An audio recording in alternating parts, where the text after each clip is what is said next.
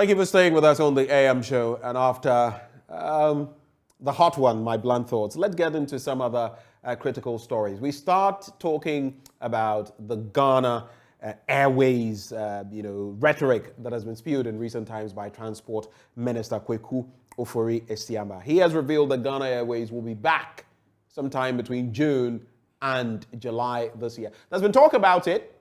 We've heard snippets of that from time to time, but what is the reality? And like I mentioned while I was introducing the show this morning, some have poo-pooed the idea and said that, look, we don't even need a national carrier.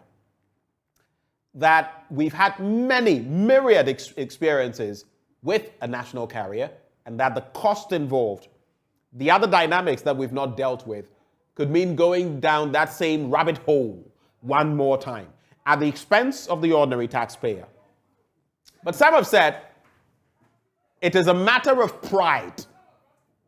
It is something that we can beat our chests and say, we too have XYZ. We have a national carrier. There are so many different dynamics to this conversation.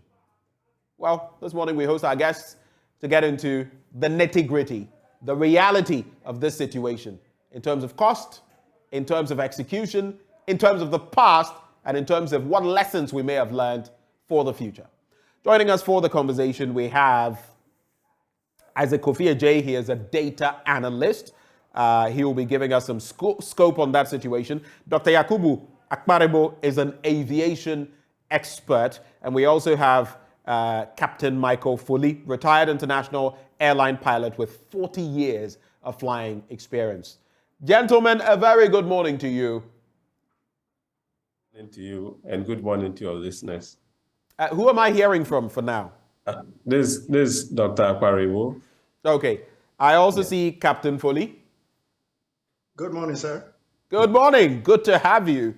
You know, at a point when I was a child, they used to call me Captain because I thought I would become an airline pilot, and I deviated. But you could say that I'm also serving Mother Ghana, so I doff my hat to you, sir. You probably chose a better job. You get the air miles, and we do that on the ground. Do we have Isaac Kofi-Adjei?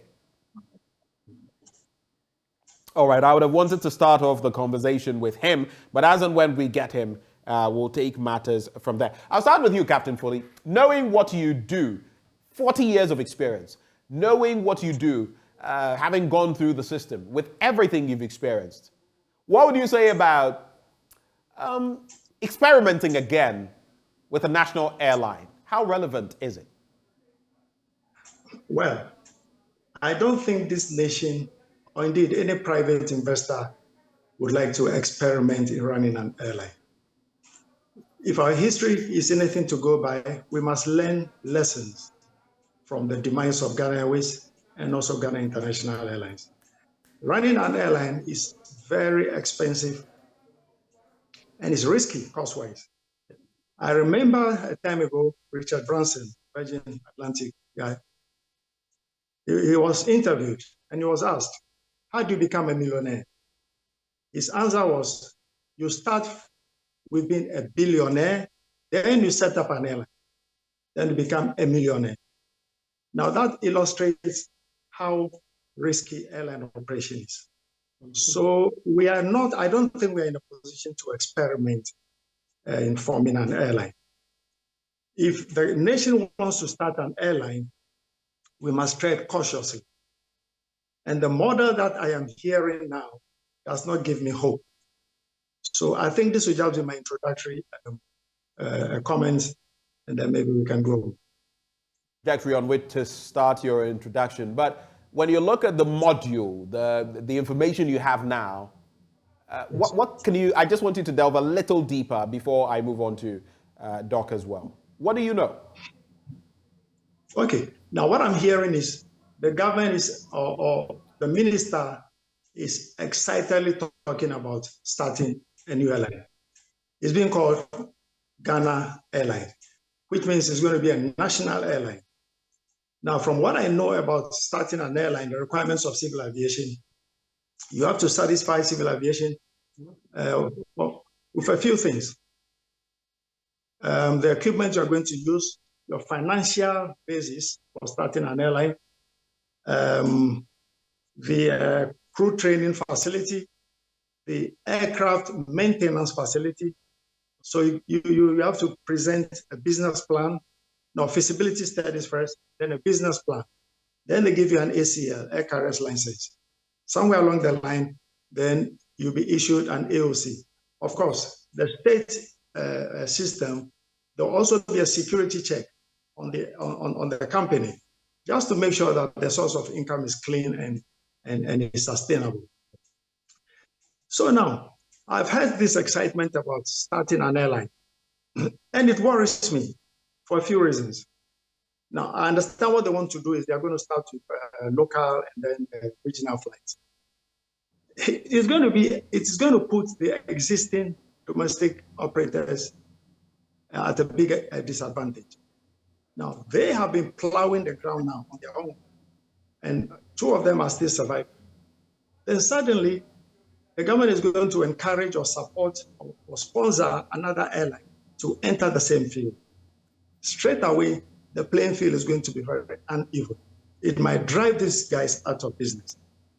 So the government, if I had my way, if I have to advise the government, if a private individual wants to set up an airline, the government should not put a single cent into it. The government should stay away.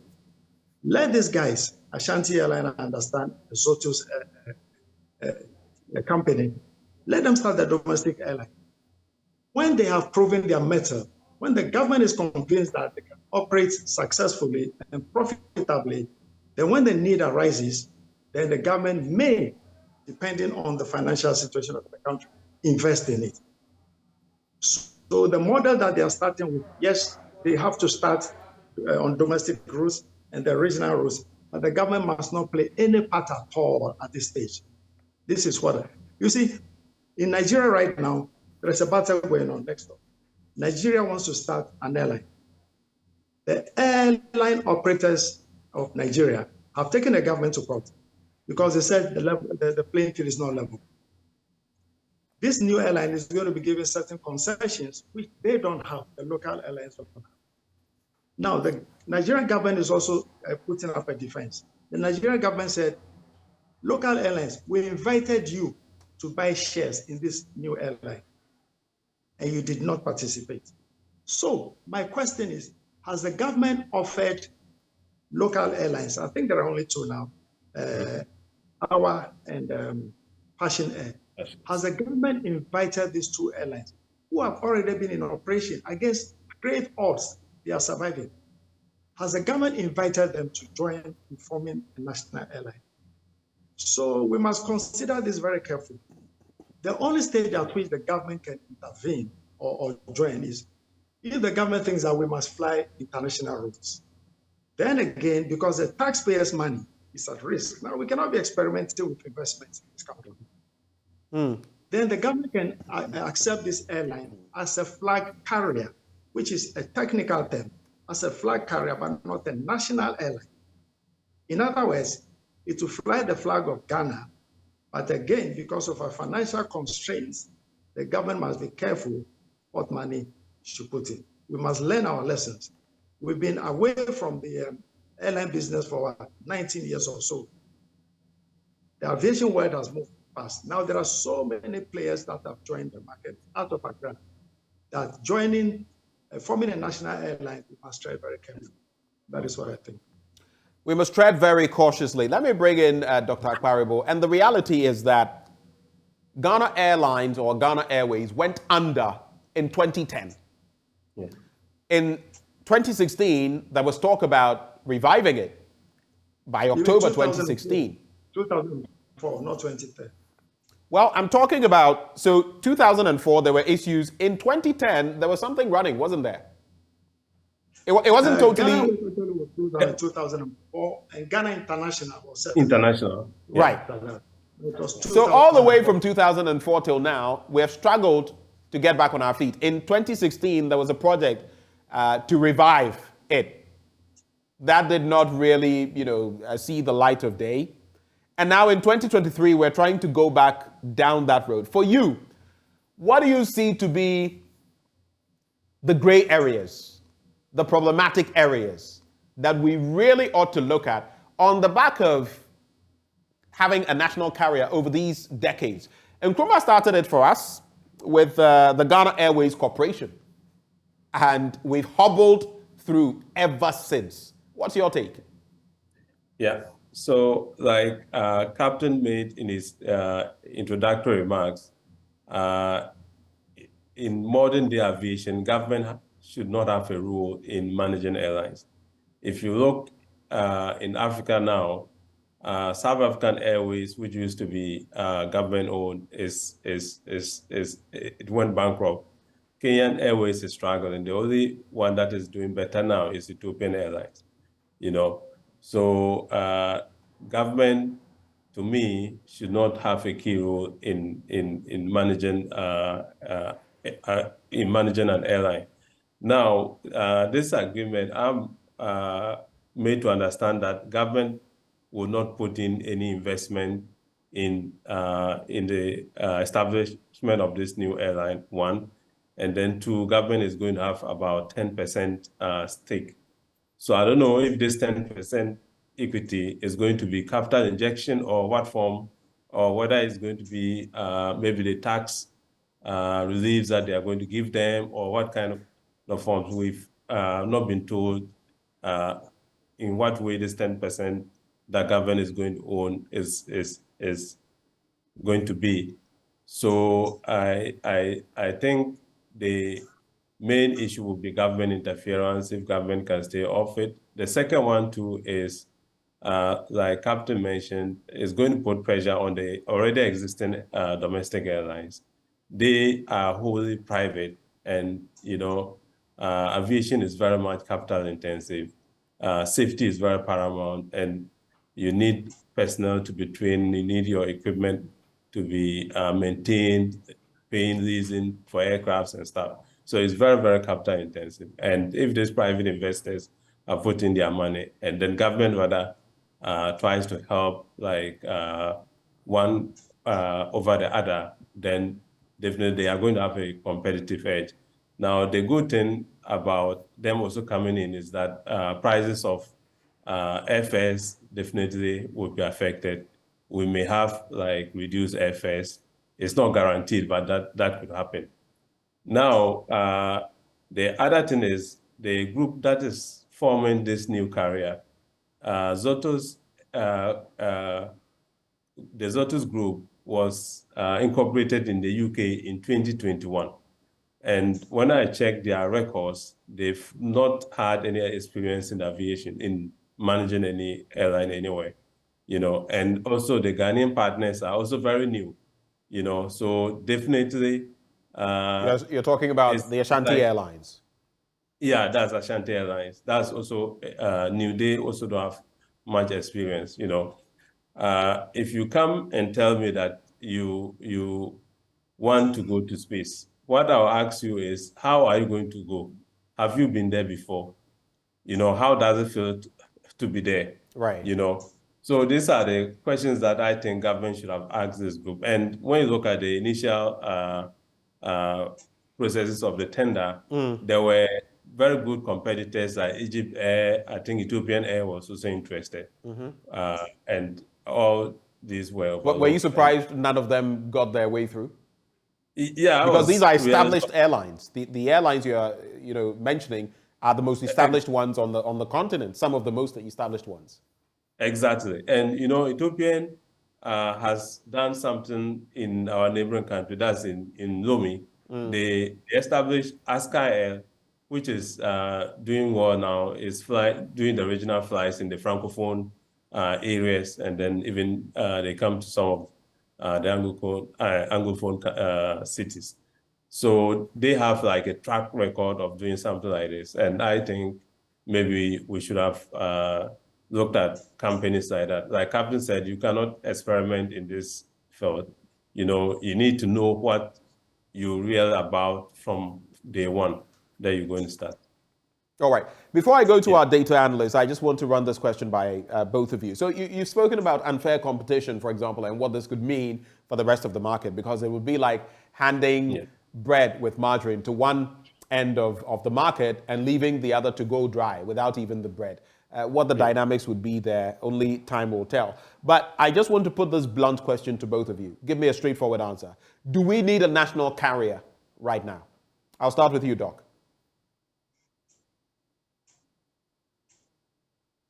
Hello, Doc. Oh, sorry. Yeah, to me, no. No, Right. because like I said, it doesn't make much difference. I think the market should be open to competition. Like we should allow private companies or investors, if they want to do or have own airlines, they should do. Government shouldn't have a role in it. So my straight answer is no. And Captain Foley? Well, the question is, do we have the funds to invest in an airline? Do we have the capacity to run an airline, even in partnership with others? Right. Is it in the national interest? Are we able to fund it? In the midst of this competition, like I said, after 19 years of absence from the international aviation space, we have lost a lot of ground. There is a way to do it, to get back into national airline operation. There is a way to do it. It's doable, but then your question is, do we need it? Well, that will depend on the outcome of the feasibility studies that will be conducted. Is there space for Ghana to join this international operation? Is there space? Domestically, there's a lot of space. Right. But internationally, is there space? Do we have the means? That is what will drive our decision whether we need an airline or not. Captain Foley, you are being generous with political correctness. I want you to hit the nail on the head. Yes or no? You've enumerated a number of factors. When you look at them, you spoke about having the requisite funds and all of that, and even needing a national carrier in these economic dynamics and all of that. Do we need that right now? Well, okay, let me try and broaden my answer a bit. No, I actually want you to narrow it rather and hit the nail on the head. We have many competent pilots, engineers, and airline personnel who are Ghanaians, who need jobs. Okay, now we have many of our pilots flying with foreign airlines. So if I have the funds, I will set up an airline. And there is a model we can use which will be attractive. So we need to get our people back. We need to create jobs. But let me repeat this. It's a very competitive field, and it must be done right if we want to do it. Just hold for me, gentlemen, Captain and Doc. Let me bring in Isaac Ofieje. He is a researcher here with JoyNews and a data analyst. Isaac, good morning to you.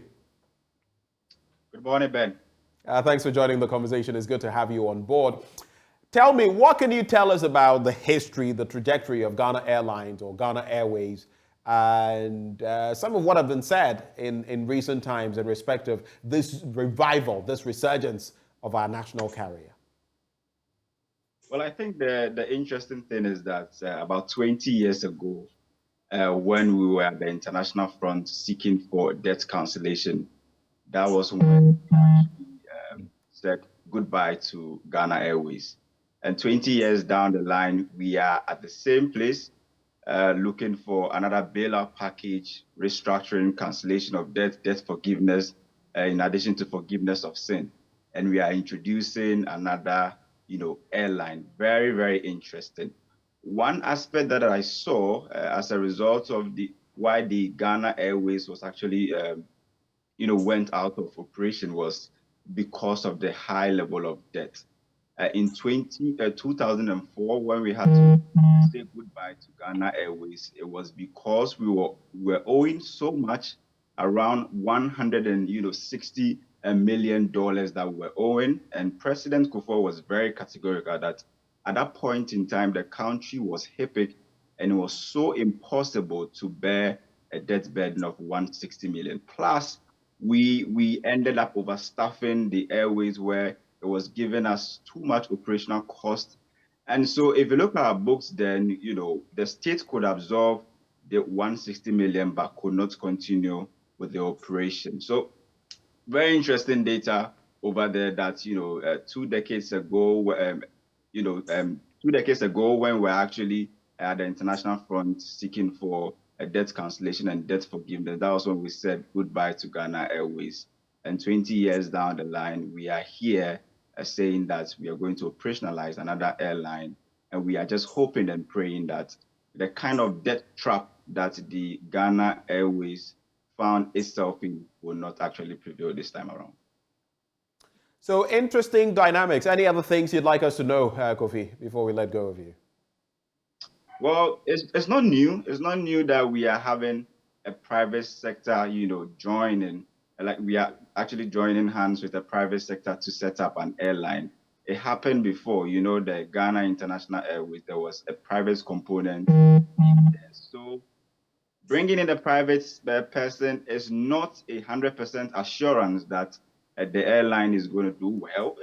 We just have to make sure that we do not end up like the way we ended up treating Ghana Airways, where we rack up debts almost $200 million.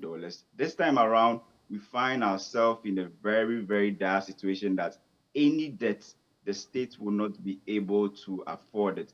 And we don't want the new Ghana Airlines to end up like all the other, state-owned enterprises where we set them up, they don't make any profit, but they end up, putting a lot of pressure on government expenditure. Mind you, currently we are hoping to fund a debt deficit of somewhere around 50 billion Ghana cedis. Any addition, we can't even bear the 50 billion. So any addition will be a great deal for the country. So we must learn our lessons and make sure that we don't end up compiling debt, and we don't also end up overstaffing the airways.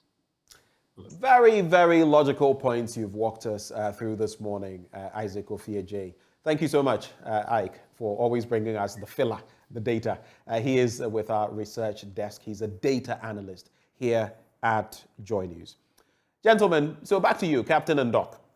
In fact, my good friend from Dalex Finance, the COO, Joe Jackson, on Twitter, on the 20th of December 2022, posted this. He had posted something prior. I'm trying to fish that out.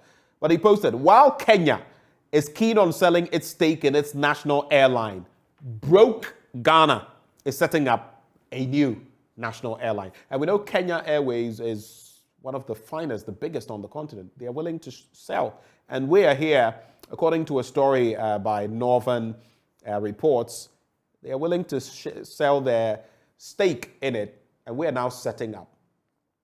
I'll go back to that question. I've forgotten which one of you said that government, I think it was Captain Foley, who said government should not put a PESWA in there, but step aside, invest only when profitability is assured. Am I right? Was that you, Captain Foley?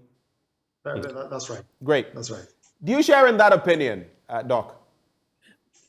Yeah, I think at this point, government should not put any investment in this airline. And even to me, even in the future, I don't think government needs to invest in an airline. They should leave it to the private sector. And why? Why do you think that? Because now the profit margins in aviation is very, very small. It's not like in the 80s and 70s that, those days we didn't have TSA and so many safety levies and stuff. So now this profit margins are very, very small. And, if it's government owned, sometimes they probably want to use it for official trips and official travels, and they may not pay and stuff. And normally that leads to the airline being getting to more debts and eventual bankruptcy. So I think government should leave the sector to the private sector. If you look in the United States, most of the airlines are majority are owned by companies or investors. We don't have like American Airlines that we hear is not owned by the American government, So the carrier could have like the name, but then it shouldn't be government owned. And especially when you're thinking of COVID-19 and the impact in many Asian countries, they've still not recovered fully. The numbers that were trooping to different countries, they've still not recovered. COVID-19, among others, have still left an imprint where people are not traveling as much as they were. I read stories about a lot of carriers that are no longer sustainable, so to speak. So it makes for interesting business to say that around this time, we want to go or venture into that sort of business. But coming back to you, but just to add to that, this right. time there is actually a rebound of increased travel.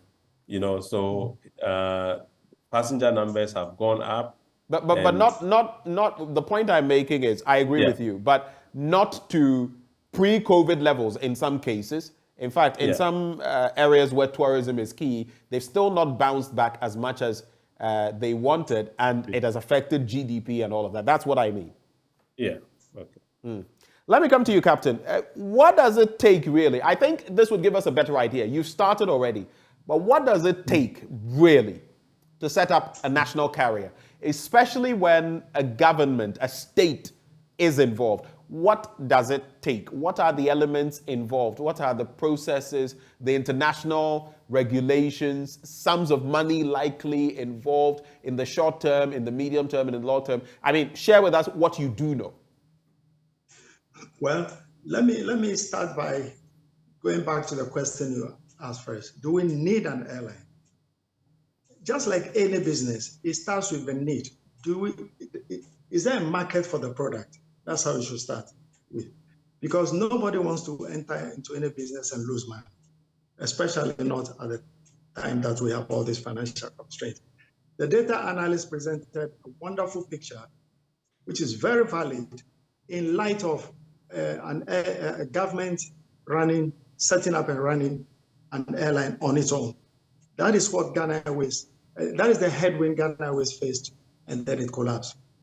Now, I believe that the government now is aware of the risks of setting up and running an airline solely by the government. That is why they are talking about bringing in private investors. That is wonderful. We have had many private airlines set up in Ghana, and that collapsed. Some collapsed very promptly, some collapsed over a period of time. We all know some of them. It only proves the fact that airline operation, and Doug repeated it after somebody raised it, and it's a well-known fact, airline operation is a risky business. Okay. So if you want to set up an airline, make sure you've done your studies, the market really exists. Have a business plan, short, medium, long term. Have the funds to support it. Right now, no nation, no country should start and run an airline on its own. It is not feasible. It is an industry that nations are running away from. So you're saying that as of now, where we've got to in our global situation, no nation, no country should even be starting a project of, getting into a national carrier, like we see the Kenyans running away. That's what you're confirming. Yes, it started long before COVID. Airlines, nations started washing their hands of airlines. It's only in Africa that we had nations setting up and running airlines. Doc mentioned Kenya Airways or the tweet from, you read a tweet. Kenya Airways is, the government wants to sell its shares, all of it, 100%. Uganda Airways is also having serious problems. So Ghana should not even think of forming an airline. You see, I am surprised the enthusiasm with which the government is announcing this project is missing when it comes to assisting local airlines. Local airlines are really struggling. Now, we know that Passion Air was flying to Ho, but it stopped the operation because it was not economically viable. Yeah. No airline would like to be flying, 10 passengers per flight. There was a time when... In fact, recently, someone on social media posted, unintentional, he got into a flight traveling to somewhere in Ghana, and guess what? He was the only person in the flight. The only person, one. Happen. Yeah, there could be reasons. But what he said, I mean, he knew that he was expecting to have. I mean, we don't know all the dynamics, but that was interesting, curious. The only one. Yes, exactly. So the government should rather divert its or concentrate its attention to helping domestic airlines. There was a time when domestic airlines were not being charged tax on the purchase of fuel. That's the way the government was encouraging domestic. I am not sure. I think this was during the Rawlings era or Atamesis era. But now I am told by one of these operators that they pay full tax on the fuel, and it's overburdening the operations. So the government should divert its attention or direct its attention to assisting existing domestic operators. If a private company wants to set up an airline, sure, it's an open market. Let them do it. Let the government sit back. Do not even the government lending its name alone to an airline is an unfair advantage.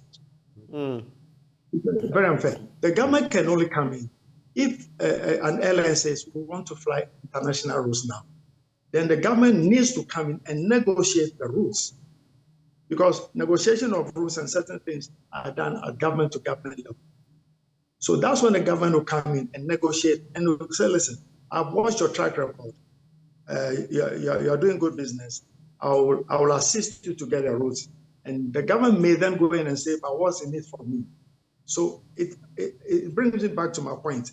The government should not touch, invest, encourage any airline unless the government sees that that operation is profitable.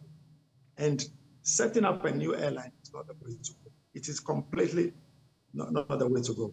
Let's look at our two surviving airlines, domestic airlines, and see how we can help them. That is my contribution. Let me add this question right before I go back to Doc. Should we proceed with this? If we do, what should we require? What should be the stringent processes that we should require of Ashanti Airlines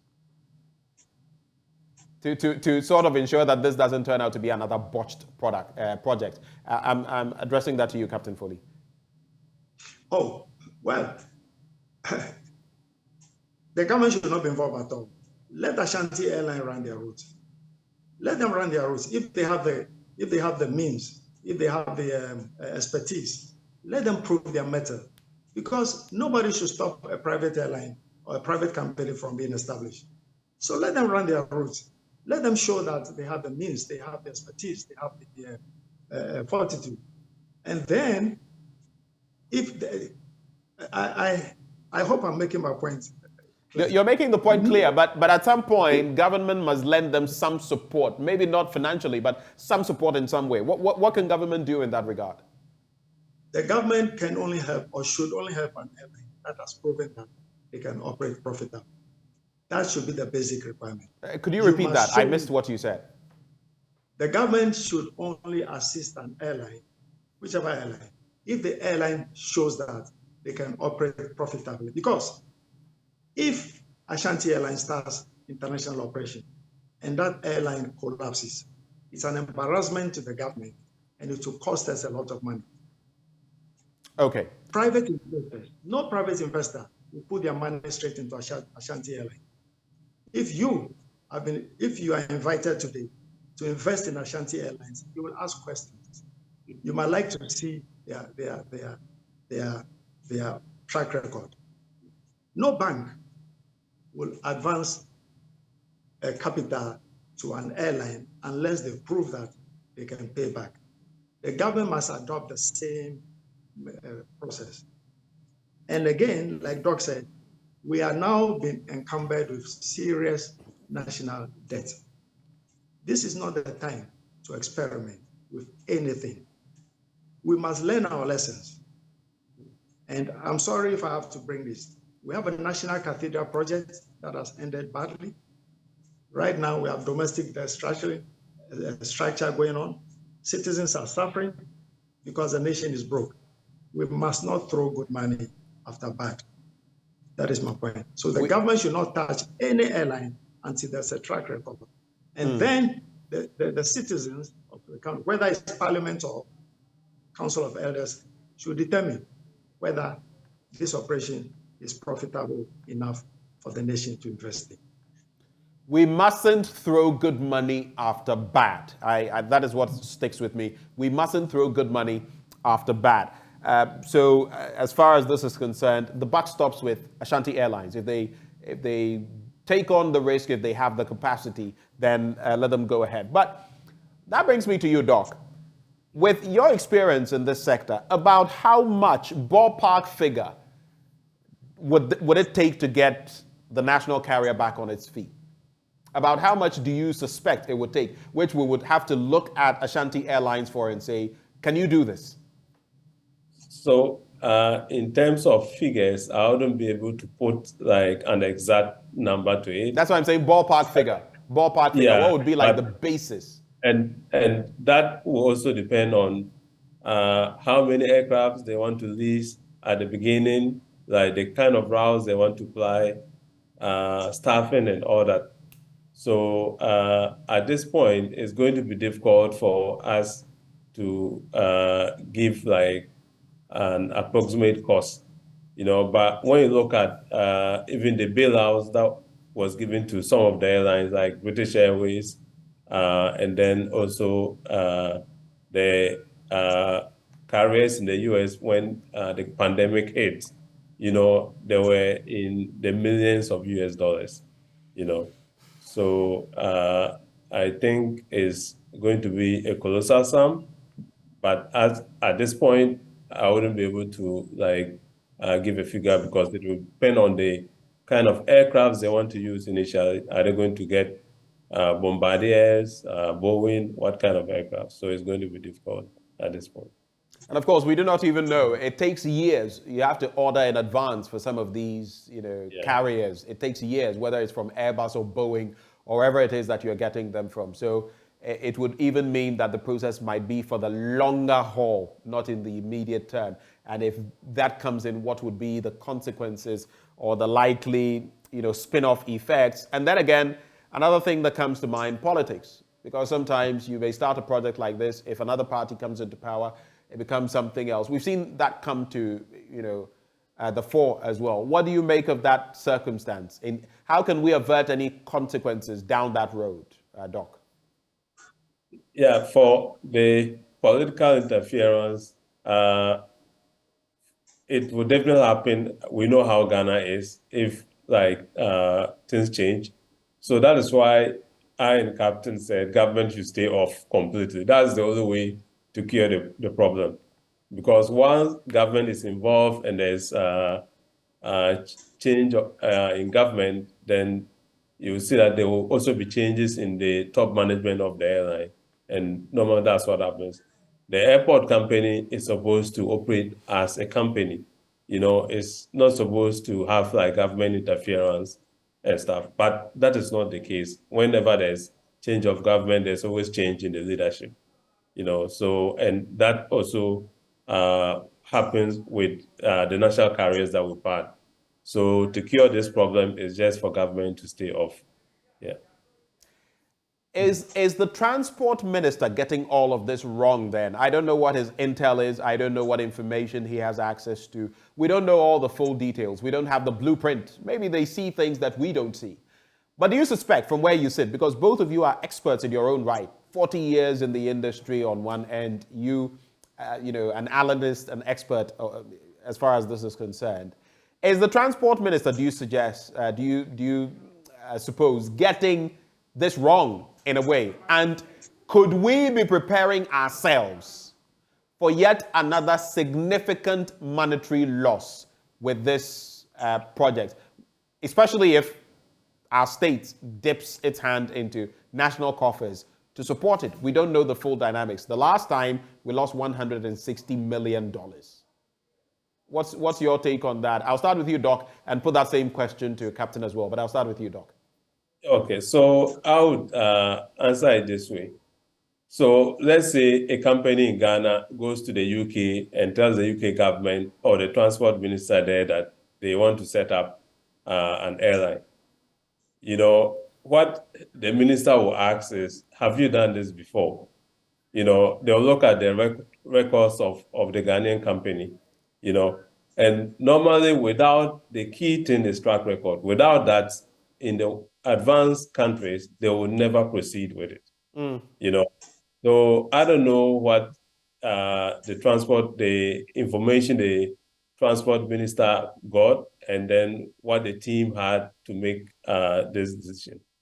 But then mostly in a well-structured place, they'll be looking for track records, the financial muscles, and all that, before they would allow this to happen. So until we see the data that the ministry used, I wouldn't be able to say much. But then from what I see, I don't think if I were in that role, I would have made this decision. You wouldn't venture into that. Captain Foley, you were telling me about the National Cathedral, the state of the economy. We're knocking on the doors of the IMF. Inflation is very high, the highest we've seen in over 2 decades and all of that. Do you think not the finance minister, but the transport minister could be misguided in this approach, and that we could, especially if we invested in this, be readying ourselves to get our fingers burnt? Well, the transport minister would not have taken this decision in vacuum. Certainly, certain figures, certain documents have been presented. Hello, Captain. Now, when I suppose that they've seen something. You can go ahead, Captain. Yeah. Yes. Yeah. The transport minister did not arrive at this decision in a vacuum. He must have seen certain documents. The way he was excitedly announcing this shows that he has seen something. But the question is, what has been presented to him? Is that a correct document? Because, like Doc said, those behind starting this airline, and indeed any airline, must prove their track record. And what you show on paper is not the same as what they will produce in reality. That is why Ghana Civil Aviation, before they give you an AOC, or before they will require you to show proof, then they'll require you to start domestic operations to confirm that, yes, you can start doing something. Then when they are finally convinced, then they give you the AOC, also based on other determinations, security clearance and others. Now, you asked a question earlier about the cost of starting an airline. Right. You see, the way to start an airline, especially as a startup airline, you don't need to purchase the aircraft outright. All you have to do is lease 1 or 2 aircraft to start with. Lease the crew, which we call either wet leasing or dry leasing. Okay, you either lease the aircraft with crew already, and then you operate for a while. That helps you also to test the market. Are you going to be getting enough passengers to sustain your operation? Then when you are confident, and the civil aviation also give you a timeline. After this time, you must own your own aircraft, or you must enter into a full lease agreement with an airline. It is not always the case that airlines buy aircraft outright. There are various leasing options. So that's a way to start gradually. So the Minister for Transport has been shown something, but he should not just jump on it now and then embrace it. We must tread cautiously. And let me go back to my point. Let Ashanti and Zotos, the Zotos group, even if they pass the security clearance, let them operate and prove to you, the minister and the government, that it is worth investing in that business. That is a fundamental requirement. That should not be a political decision. That should not be a decision just to be taken out of excitement. We need proof. We need proof because we don't want to waste any more of the taxpayers' money. That is the way we should approach this business. And of course, whether we invest any money or not, if this goes down the sink, the drain, it will be another dent on our image because it will be our national carrier. But let me just walk us through. Yes, you've mentioned the Zotos Group. They operate in the UK. They are UK owned. Even I think former footballer Emil Heskey is a shareholder. among others. Now, looking at what would pertain in the UK, it may not be the same stringent measures we may bring to bear here in Ghana. But looking at the statements that have been issued, you would realize that Emil Heskey says it is with, Zotus Group co-founder Emil Heskey commented on preparations to source aircraft for the airline's operations, He said, with a significant focus on cargo and passenger manifest from the British government. It is with this support we anticipate a successful business model from the outset. Now, this was issued in January. I do not know as yet whether they have that model that they are going to be using. So a lot is still up in the air. But I'd like to ask both of you, I'll start with you this time, Captain Foley. From what you know of Ashanti Airlines and the Zotus Group, depending on how much you know, what would you say in terms of their capacity to do this? Well, frankly, I don't know anything about Ashanti Airlines because I've not heard an airline called Ashanti Airlines operating. So I know nothing about Ashanti Airlines. That already paints a picture. You don't even know them. No, I heard, these are just rumors. Because just like you, I hadn't heard of them until all of this came up. I haven't. Because, you see, we should talk about existing airlines. Track record. That's what Doc keeps repeating. Track record. I don't think they have any track record. So I know nothing about an airline called Ashanti Airlines. And that is the point. Nobody knows their track record as an airline. Even the financial muscle that is being put forward, nobody really knows how much it is, how it can be sustained in the long run. These are the same promises that are made to civil aviation each time an airline is going to be formed. This is the same promise that, if I try to remember, Amtrak Air, I think something 520, and all those domestic airlines that collapsed. They presented documents to show that they can sustain operations, but they folded. They collapsed. So let us not rely on documents that and promises that are made. Let them start their private airline. Let them run the airline. Let them convince us that indeed this can be sustained. Then if it is necessary, the government may buy shares in it. Track record, that is what we need now. I don't think Zotus has an airline. I don't think Zotus is an airline. They are probably financiers.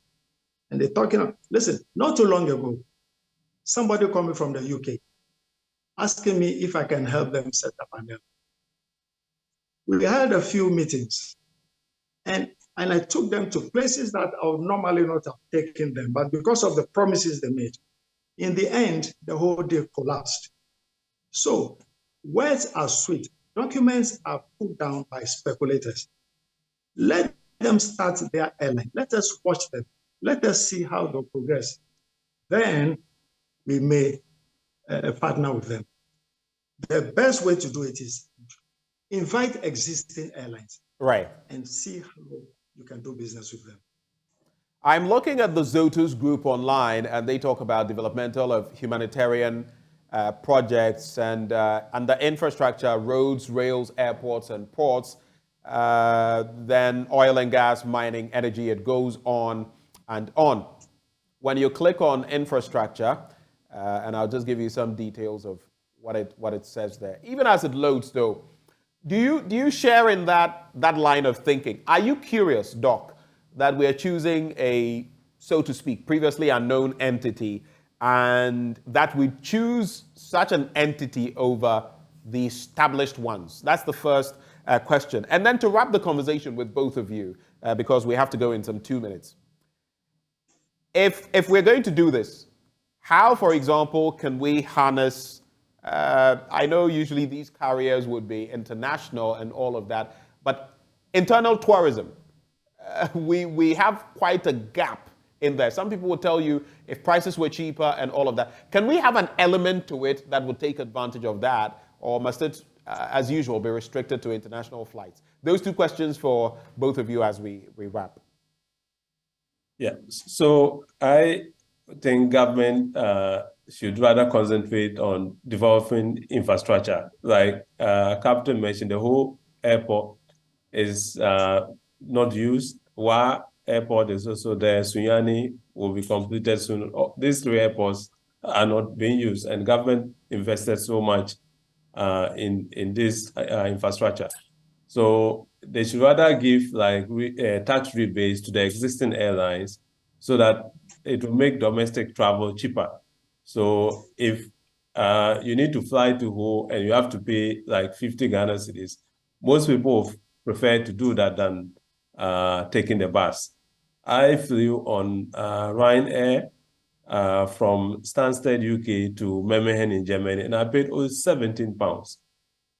So these are some of the things that government should look at to rather boost aviation instead of looking at partnering with private companies to start a national carrier.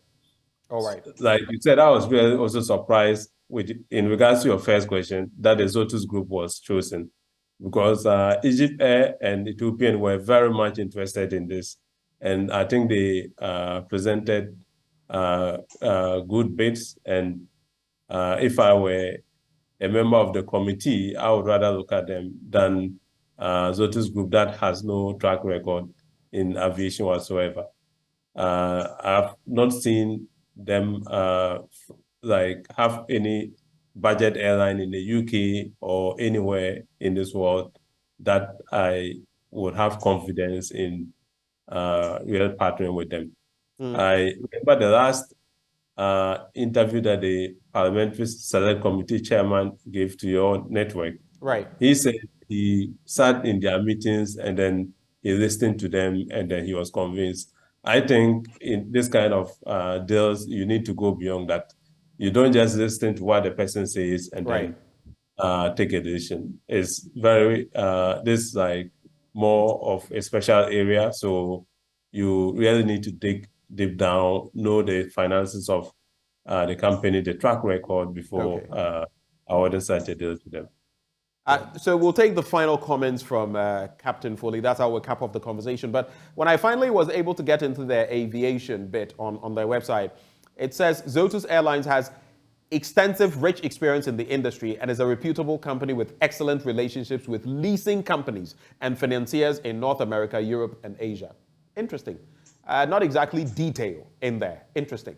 Yeah, but when you check so very UK, briefly, very briefly, Doc. Yeah, quick one. The house of the companies, like the Registrar General equivalent of Ghana, you see that the company was registered in 2021.